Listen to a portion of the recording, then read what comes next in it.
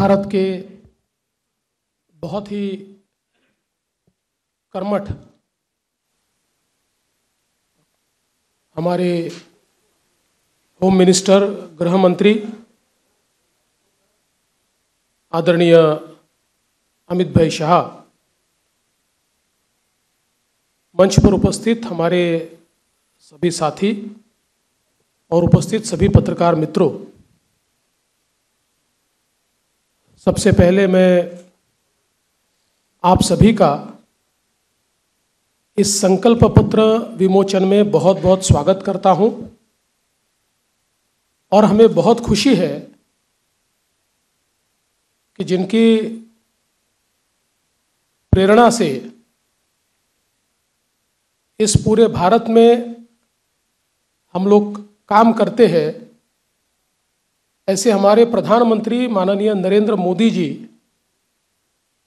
इनके संकल्पों को महाराष्ट्र में यथार्थ में लाने का काम इस संकल्प पत्र के माध्यम से हो रहा है और भारत में हम सभी को जो ऊर्जा देते हैं, लड़ने की ताकत देते हैं और सामने खड़े रहकर हमारे साथ जो हमेशा युद्ध में आगे होते हैं, ऐसे आदरणीय गृह मंत्री अमित भाई शाह जी के हाथों से ये संकल्प पत्र का विमोचन हो रहा है। हे संकल्प पत्र म्हणजे विकसित भारताकरता विकसित महाराष्ट्र तयार करण्याचा रोडमॅप आहे। मी आपल्याला आठवण करून देतो, 2014 साली आम्ही एक संकल्प पत्र जारी केलं होतं आणि 2019च्या निवडणुकीला सामोरं जाताना तर त्या दिशेने पूर्ण ताकदीने काम करण्याकरता एक अतिशय पवित्र अशा प्रकारचं हे डॉक्युमेंट आहे आणि मला याची कल्पना आहे आज डॉक्युमेंट नाही आहे तर त्या दिशेने पूर्ण ताकदीने काम करण्याकरता एक अतिशय पवित्र अशा प्रकारचं हे डॉक्युमेंट आहे आणि मला याची कल्पना आहे आज 12 वाजता एक स्थगिती पत्र देखील जारी होणार आहे। या महाराष्ट्रामध्ये ज्यांना केवळ चालणाऱ्या प्रोजेक्ट्सला स्थगिती देण्यामध्ये रस आहे, अशा लोकांचं एक पत्र 12 वाजता या ठिकाणी येणार आहे। पण मी एकच गोष्ट सांगू इच्छितो, महाराष्ट्रातल्या जनतेचा विश्वास हा निश्चितपणे महायुतीवर आहे, भारतीय जनता पक्षावर आहे। आजचं जे संकल्प पत्र आहे याच्यामध्ये अनेक गोष्टी आहेत, पण ज्या 25 गोष्टी आम्ही हायलाइट केलेल्या आहेत, या 25 गोष्टींमध्ये 10 गोष्टी, आमचे पहिले 10 मुद्दे हे जो आम्ही महायुतीचा 10 कलमी कार्यक्रम म्हणून घोषित केला, तेच 10 मुद्दे आमचे असणार आहेत, ज्याच्यामध्ये लाडक्या बहिणींना पुढच्या काळामध्ये 1500च्या ऐवजी 2100 रुपये देण्याचा आमचा संकल्प आहे। शेतकऱ्यांची कर्जमाफी करण्याचा आमचा संकल्प आहे, कारण शेतकऱ्यांना आम्ही ऑलरेडी मोफत वीज दिलेली आहे, पण शेतकऱ्यांची कर्जमाफी आम्ही करतो आहोत आणि त्यासोबत आम्ही भावांतर योजना आणतो आहोत। म्हणजे हमी भावापेक्षा जर कमी भावामध्ये मार्केटची खरेदी सुरू झाली तर हमी भावाने खरेदी तर करूच, पण ज्या ठिकाणी हमी भावाने खरेदी होणार नाही त्या ठिकाणी भावांतर योजना राबवून जो काही मधला डिफरन्स आहे तो थेट शेतकऱ्याच्या खात्यामध्ये टाकण्याचा निर्णय आम्ही घेतलेला आहे आणि हे आम्ही मागच्या वर्षी देखील करून दाखवलं। आपल्याला कल्पना आहे की आंतरराष्ट्रीय बाजारपेठेमुळे कापूस आणि सोयाबीनचे भाव पडल्यानंतर आम्ही लोकसभेपूर्वी निर्णय घेतला होता की भावांतर योजनेतनं आम्ही पैसे देऊ, आचारसंहिता संपल्याबरोबर ते पैसे थेट शेतकऱ्यांच्या खात्यामध्ये आम्ही दिले आहेत. आम्ही या ठिकाणी प्रत्येक गरिबाला अन्न आणि निवाऱ्याचा हक्क हा देण्याचा निर्णय घेतलेला आहे.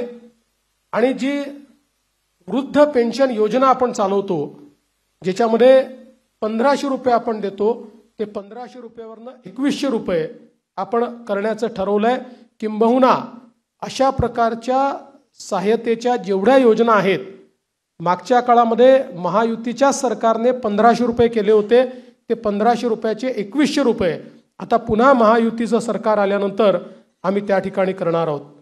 यासोबत ज्या जीवनावश्यक वस्तू आहेत त्यांचे भाव स्थिर ठेवण्याकरता आम्ही त्या ठिकाणी मार्केट इंटरव्हेन्शन करणार आहोत.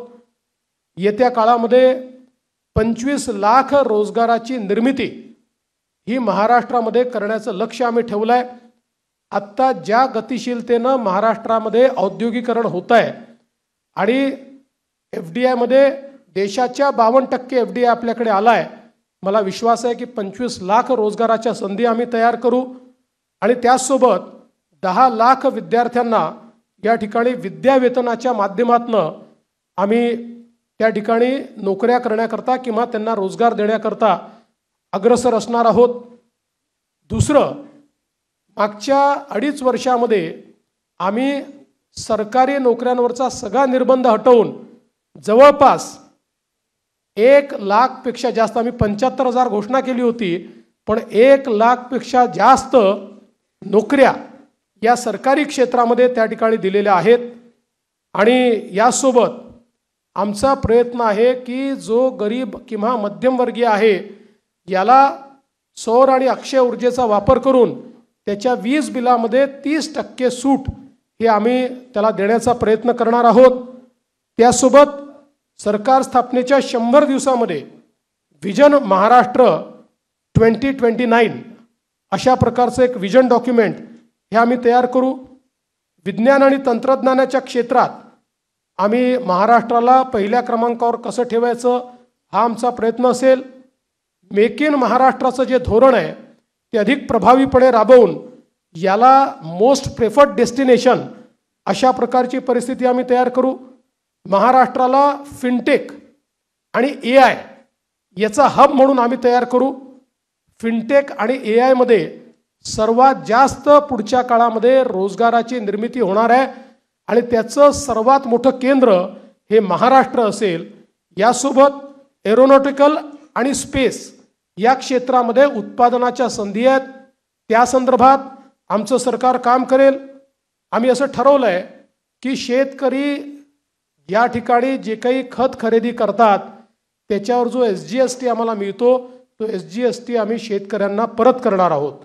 त्यासोबत आम्ही शेतकऱ्यांकरता मोठ्या प्रमाणात जी मूल्य साखळी आहे ती मूल्य साखळी तयार करण्याचा आमचा प्रयत्न असणार आहे, जेणेकरून शेतमालाला त्या ठिकाणी मोठ्या प्रमाणात भाव मिळेल. 2027 पर्यंत आत्ता महाराष्ट्रामध्ये 11 लाख लखपती निधी आम्ही तयार केलेले आहेत. 2027 पर्यंत 50 लाख लखपती निधी या महाराष्ट्रामध्ये तयार करण्याचा आमचा संकल्प आहे. अक्षय अन्न योजना ही गरिबांकरता सुरू करण्याचा आमचा संकल्प आहे. आणि या ठिकाणी महारथी म्हणजे Maharashtra advance robotic and AI training hub initiative या नावानं मोठ्या प्रमाणात लॅब्स आम्ही तयार करणार आहोत, ज्यातनं या क्षेत्रातली ट्रेंड मॅनपॉवर ही आपल्या कॉलेजेसमध्ये आणि शाळेमध्ये सुरू होईल आणि पुढच्या काळात ती पूर्णपणे तयार असेल. महाराष्ट्रामध्ये कौशल्य जनगणना आम्ही करणार आहोत, स्किल सेन्सस, आणि त्या स्किल सेन्ससच्या आधारावर वेगवेगळ्या सेक्टरमध्ये कुठे इंटरव्हेन्शन करण्याची गरज आहे आणि कशा प्रकारे त्या स्किलचा वापर करण्याची गरज आहे याचा प्रयत्न आम्ही करणार आहोत.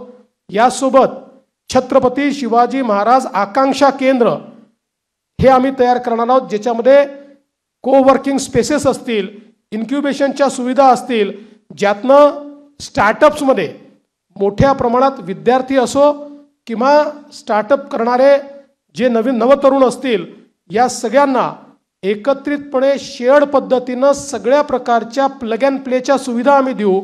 त्यांना इन्व्हेस्टमेंट न करता आपला व्यवसाय हा त्या ठिकाणी सुरू करता येईल.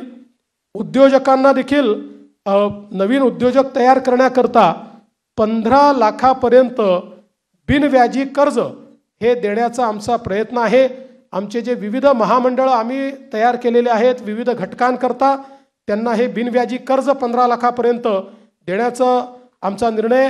यासोबत ओबीसी असतील, ईबीसी असतील, ईडब्ल्यू असतील, एनटी असतील, व्हीजेएनटी असतील आणि अर्थातच एससी आणि एसटी असतील, या सगळ्यांना शिक्षण शुल्क आणि परीक्षा शुल्काची प्रतिपूर्ती करायची हा निर्णय देखील या ठिकाणी आम्ही घेतलेला आहे.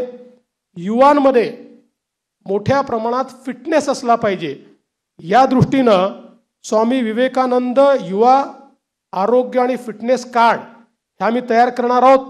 आणि युवांच्या फिटनेस करता एक मोठी मोहीम हातामध्ये घेऊन क्रीडा क्षेत्रामध्ये आणि फिटनेसच्या क्षेत्रामध्ये मोठ्या प्रमाणात संधी उपलब्ध करून देण्याचा आमचा प्रयत्न आहे. गडकिल्ल्यांच्या विकासाकरता प्राधिकरण हे तयार करण्याचा आमचा मानस आहे. मागच्या काळात काही गडकिल्ल्यांकरता आपण केला, पण सर्व गडकिल्ल्यांचं संवर्धन करणारं एक प्राधिकरण हे या ठिकाणी आम्ही तयार करणार आहोत. आणि ज्येष्ठ नागरिकांना प्राधान्य देण्याच्या दृष्टीनं एक ज्येष्ठ नागरिकांसाठी विविध सेवा देणारं धोरण, आज आपल्याकडे आपण अनेक सेवा देतो, पण त्या सगळ्या ज्या सेवा आहेत या सेवांचं एक एकत्रित धोरण हे तयार करण्याचा आमचा प्रयत्न आहे. एकूणच जर आपण विचार केला तर प्रधानमंत्री महोदयांनी आपल्याला जो काही संदेश या ठिकाणी दिला आहे की गरीब, शेतकरी, महिला आणि युवा हे जे 4 घटक आहेत जे विकसित भारत तयार करणार आहेत, या 4 घटकांना समोर ठेवून आणि त्यांच्यासोबत सिनियर सिटीजन्सला सोबत ठेवून सर्व जाती धर्माचे लोक हे या ठिकाणी आमच्या योजनांमुळे लाभान्वित होतील. कुठलंही क्षेत्र सुटलेलं नाही. सगळ्या क्षेत्रामध्ये विकसित भारताचा रोडमॅप हा आम्ही मांडलेला आहे, विकसित महाराष्ट्राचा रोडमॅप मांडलेला आहे. आणि आमचा प्रयत्न आहे, जसंच आत्ता सुधीर भाऊंनी सांगितलं की या ठिकाणी आम्ही अर्ध्या ट्रिलियनचा मार्क महाराष्ट्राने पार केला आहे आणि महाराष्ट्र देशातली पहिली $1 ट्रिलियन इकॉनॉमी करण्याकरता आम्ही सगळे संकल्पित आहोत. या दृष्टीनं ह्या संकल्पपत्र आम्ही तयार केलं आहे. हे संकल्पपत्र तयार करण्याकरता सन्माननीय सुधीरभाऊ मुनगंटीवार आणि विनयजी सहस्त्रबुद्धे यांच्यासोबत ज्या टीमने काम केलं त्या टीमचं मी मनापासून आभार मानतो. खूप जवळपास महिने, 1.5 महिने, 2 महिने एक मोठी प्रक्रिया राबवून त्यांनी या ठिकाणी हे संकल्पपत्र केलेलं आहे. आणि 2029च्या निवडणुकीला जेव्हा सामोरे जाऊ त्यावेळी या संकल्पपत्रासोबत एक रिपोर्ट आम्ही देऊ की या संकल्पपत्रात काय सांगितलं होतं आणि आम्ही काय काय पूर्ण केलं, अशा प्रकारचा रिपोर्ट देखील आम्ही आपल्या समोर ठेवू. खूप खूप धन्यवाद. एबीपी माझा, उघडा डोळे बघा नीट.